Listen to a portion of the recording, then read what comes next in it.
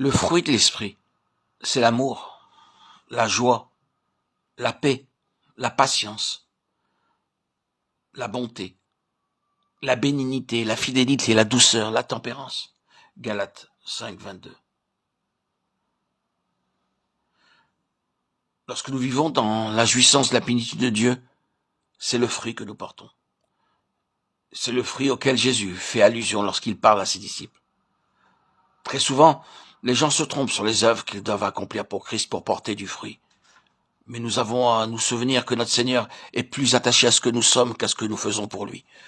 Nous avons à nous examiner nous-mêmes et voir si nous portons du fruit dans nos vies. Sommes-nous comme la nation d'Israël, qui professait être la vigne en portant des grappes sauvages?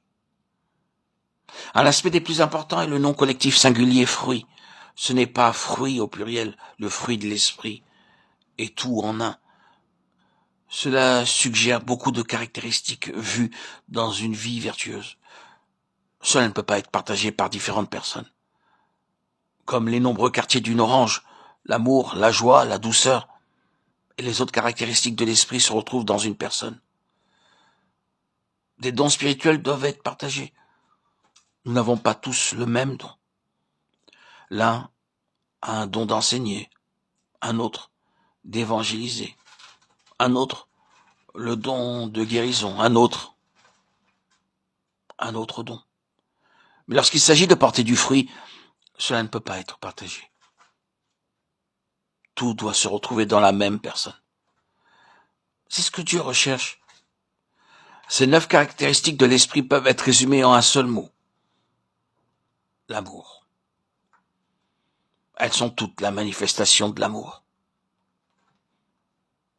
La joie n'est rien d'autre que l'amour qui se réjouit. Si l'amour demeure, cela devient la paix. C'est la manifestation de l'amour que le Seigneur cherche en nous. Nous devrions être très soigneux pour définir cet amour. Ce n'est pas l'amour humain. C'est l'amour divin qui doit être manifesté dans nos vies, quotidiennement, en permanence.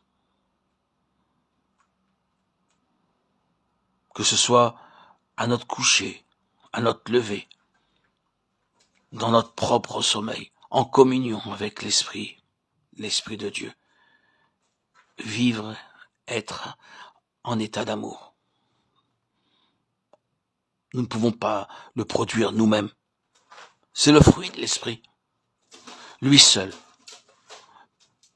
peut produire cela dans nos vies.